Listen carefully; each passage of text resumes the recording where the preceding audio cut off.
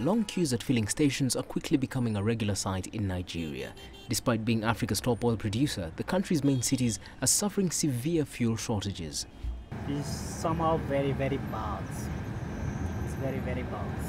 How can somebody be in a queue since morning up to this hour now? Check what's the time now. It's almost 12 now. I have not gotten what you queue for since morning. I was here.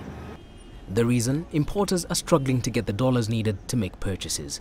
State oil firm NNPC has also not been able to sign agreements quick enough to exchange crude oil for gasoline.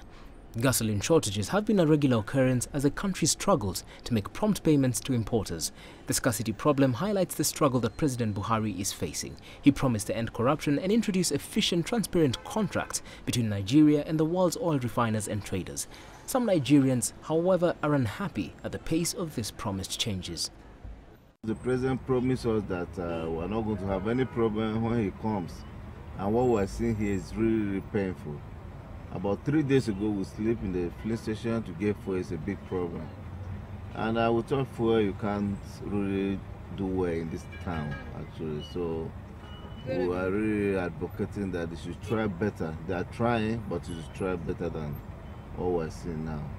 Many residents are left with no choice but to court black market traders who tour the city with jerrycans selling gasoline for 50% more than the official price.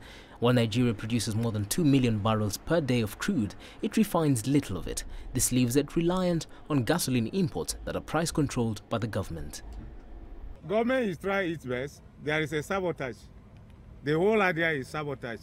Some people are sabotaging the effort of the government. The NNPC turned to its own neglected refineries, aiming to produce 30% of its own gasoline this year. But none of the 4 complexes have run consistently, making Nigeria as reliant as ever on imports. Leslie Murungu, CCTV.